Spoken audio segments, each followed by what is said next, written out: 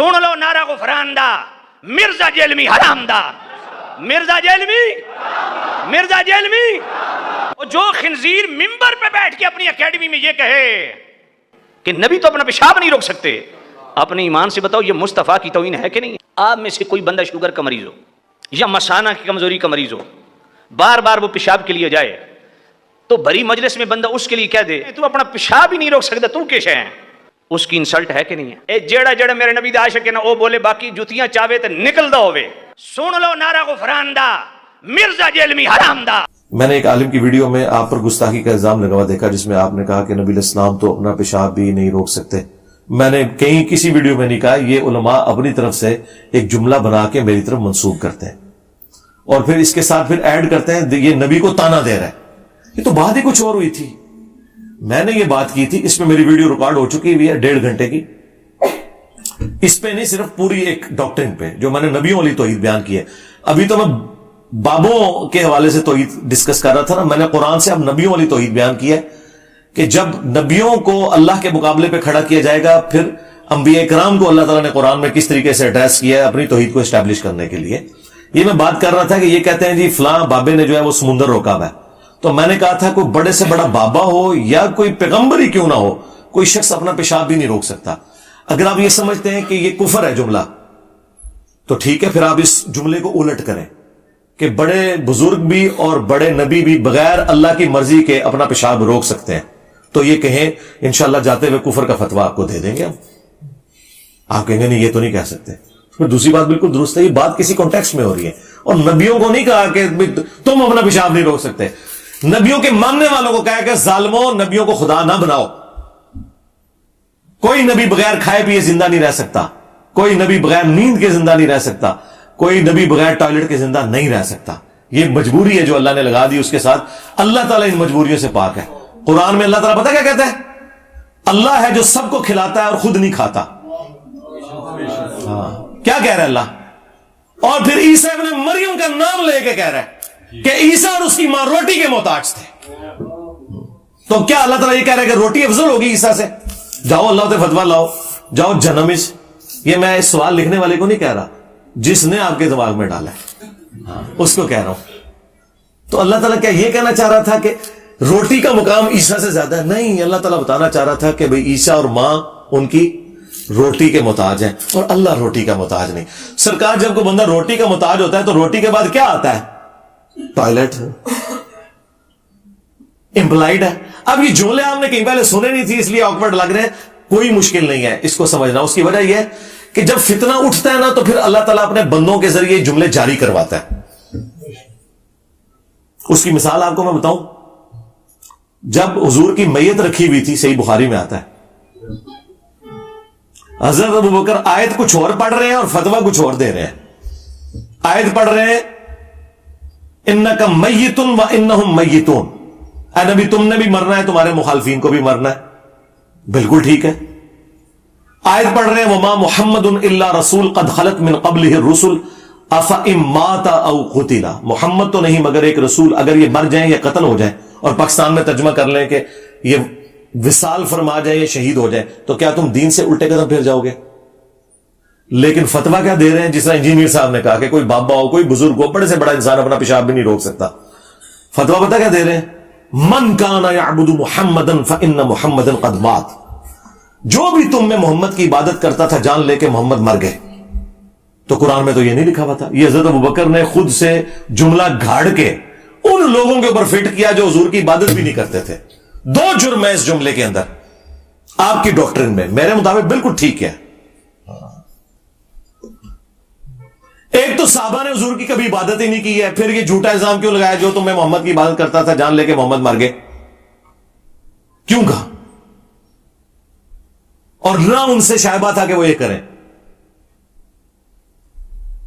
یہ بات توحید کو اسٹیبلش کرنے کے لیے، کیونکہ انسانی تاریخ میں سب سے بڑا شرک نبیوں کے نام پہ ہوا ہے، ولیوں کے نام پہ نہیں ہوا۔ اس وقت بھی دنیا میں سب سے بڑا شرک کا جو اڈا قائم کیا ہے وہ نبیوں کے ماننے والوں نے۔ جیزس کرائسٹ کے ماننے والے 2.25 ارب ہیں، ہندو تو 1 ارب بھی نہیں ہے بت پرست۔ اس وقت بھی پلانٹ ارتھ پہ سب سے بڑا شرک کر رہے ہیں نبیوں کے ماننے والے۔ رسول اللہ نے بھی جیسس کرائسٹ بن جانا تھا اگر حضرت ابوبکر اس وقت وہ جملہ نہ بولتے. اب آپ پوچھیں جملہ آیا کہاں سے؟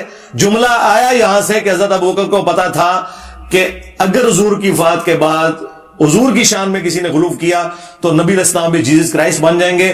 اور ان کے سامنے وہ حدیث تھی کہ دیکھنا میری شان کو اس طرح بلند نہ کرنا جس طرح نصارہ نے اپنے پیغمبر کو بڑھا دیا. صحیح بخاری کی حدیث. میں اللہ کا بندہ اور اس کا رسول ہوں. حالانکہ اس میں بھی یہ نہیں تھا کہ جو محمد کی عبادت کرتا ہے وہ جان لے کہ محمد مر چکے. ہاں یہ تو قرآن میں کہیں نہیں آیا کہ جو عیسیٰ کی عبادت کرتا ہے وہ جان لے عیسیٰ مر چکے. لیکن اس سے سخت جملہ آیا لقد کفر الذین قالوا ان اللہ هو المسیح ابن مریم. بے شک وہ لوگ کھلا کفر کر رہے ہیں جو یہ کہہ رہے ہیں کہ عیسیٰ ابن مریم ہی اللہ ہے. فَمَن يَمْلِكُ مِنَ اللَّهِ شَيْئًا. بابد شیء کوئی نہیں. ہاں یہ شیء عربی میں بھی استعمال ہوتا ہے.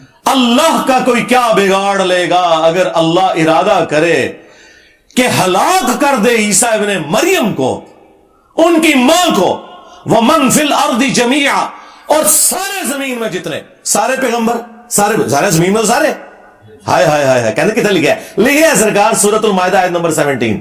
اللہ کا تو کیا بگاڑ لے گا اگر اللہ عیسیٰ اس کی ماں اور جتنے زمین میں سارے بابے سارے پیغمبر ان کو ہلاک کر دے. کیا سے سخت الفاظ ہیں. اللہ کا کوئی کیا بگاڑ لے گا. اب یہ غصہ نکل رہا ہے کرسچنز کے اوپر.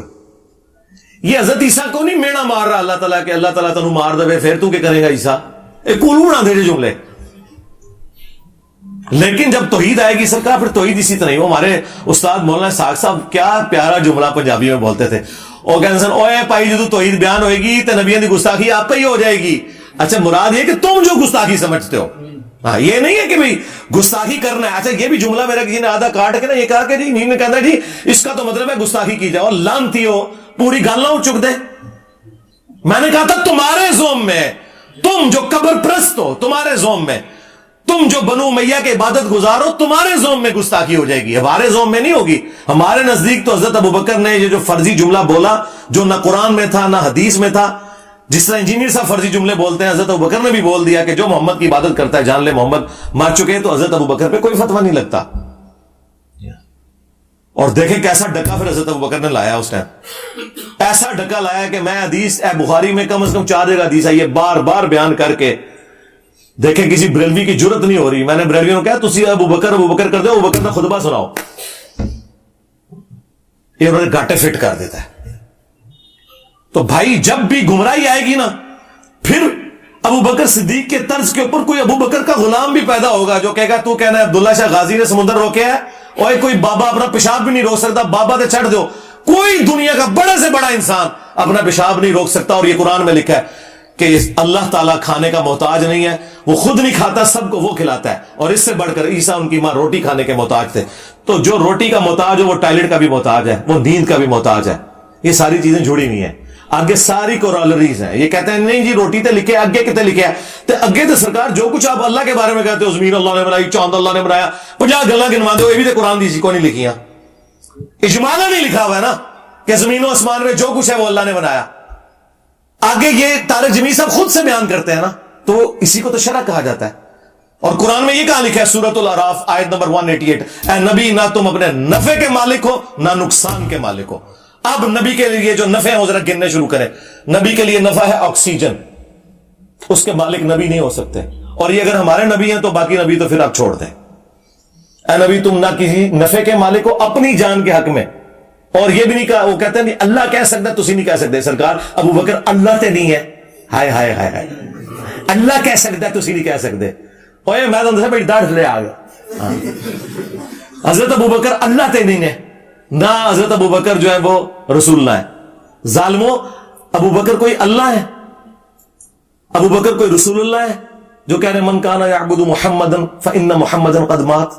نہیں, تمہارے سارے میں نے وسوسے ختم کر دیے. اسی تو بند گلی میں داخل ہو چکے ہو تم لوگ. کہتے کیا کریے کتنے سٹیا سانو. پہلے تو کہتے اتنے سٹے سے پانی نہیں ملتا, میں انہوں نے اتنے سٹیا جتنے آکسیجن بھی نہیں مل رہی. آکسیجن بھی بند ہو گئی ہے. حالانکہ آکسیجن تے جیل خانے دے تہ خانے بھی پہنچ جاندی ہے. تو وہ ہم بھی سارے نفع گنوائیں گے. اور وہ سارے نقصان گنوائیں گے. تو وہ ساری کی ساری چیزیں آ جائیں گی. اس میں نیند بھی آئے گی, اس میں کھانا پینا بھی, اس میں ٹوائلٹ بھی آئے گا, اس میں گردوں کا چلنا بھی آئے گا, اس میں دل کا دھڑکنا بھی آئے گا. رسول اللہ بار بار نہیں کہا کرتے تھے قسم ہے اس ذات کی جس کے قبضے قدرت میں میری جان ہے؟ یہ کیوں کہتے تھے؟ تو رسول اللہ کی اپنی جان اپنے قبضے قدرت میں نہیں تھی. اب میں اگر یہ کہوں کہ کوئی نبی جو ہے وہ اپنی جان کا بھی مالک نہیں ہے تو اسی کہہ دو کہ یہ گستاخی کر دیتی ہے. ظالموں تمہیں توحید کسی نے بتائی نہیں ہے. میری بڑی عرصے سے خواہش تھی کہ میں مرنے سے پہلے نبیوں والی توحید بیان کر کے جاؤں جو اللہ تعالیٰ نے نبیوں کو سکھائی ہے, اور نبیوں کی وہ توحید قرآن میں رپورٹ ہوئی ہے.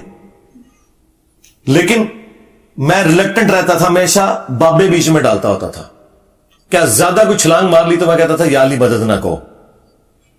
لیکن اللہ کے فضل سے یہ انہوں نے پروپیگنڈا اکٹھا کیا, میں نے پوری 1.5 گھنٹے کی یہ ویڈیو ریکارڈ کروا دی ہے. بس اس کے حوالے اینڈ پہ پہنچے میں, اگلے ویک وہ ویڈیو آ رہی ہے.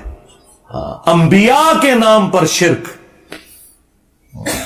شیطانی توحید, شیطانی بابوں کا فتنہ, یہ اس کا ٹائٹل ہے. شیطانی توحید, یہ شیطانی توحید ہے کہ جس میں آپ کو خدا کا تعارف ہی نہ کروایا جائے. چاند اللہ نے بنایا, سورج اللہ نے بنایا, اوے اللہ نے بندے ہو تے سارے کہندے نے ہاں ذرائع کا وہ نہ کہنا بابا دبیا ہوا ہے یہ کچھ نہیں کر سکتا, یہ اپنا پیشاب نہیں روک سکتا, تسی کہہ رہے انہیں سمندر روکیا ہاں تے پتہ لگ جائے گا کنی کی توحید تہاڈی چنگی لگدی انہاں نوں. یہ کیسے ہو گیا کہ رائے ونڈ کی توحید میں 16 لاکھ بندہ اکٹھا ہو, ہاں, اور حضرت نوح کی توحید میں 78 بندے بھی نہ 100 بھی نہ پورے ہون. ہاں یہ مطلب ہے توحید میں فرق ہے.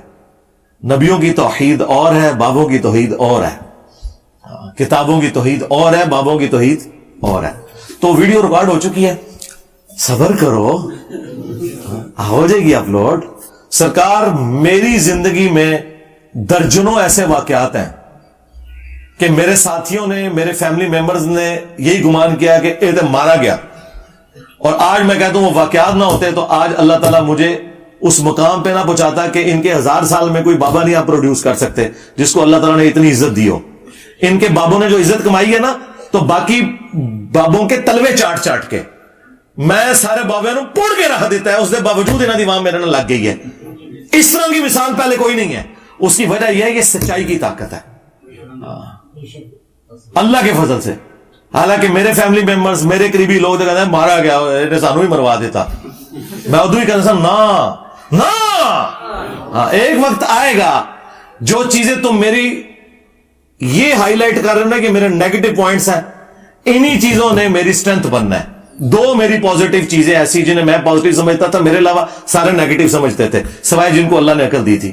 ایک جو میں نے بابوں کو ہاتھ ڈالا,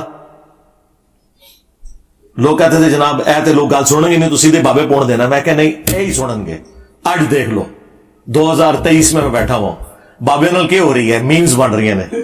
دوسرا میں نے بنو امیہ کو ہاتھ ڈالا, لوگ کہتے تھے جناب بہت اتنے ہاتھ پا لیا. میں کہا اللہ تے نبی تو کوئی اونچا ہو ہی نہیں سکتا نا. اسی نہیں تکنا کہ جو رسول اللہ کے مقابلے میں کھڑا ہوگا سیدھا اسی گردن پہ ہاتھ جائے گا. آج آپ ہماری لائف سٹوری سنیں, 90% لوگ جو ریورٹ ہوئے ہیں نا کربلا سن کے ہوئے ہیں, اور کربلا نے انہیں توحید تک پہنچا دیا ہے.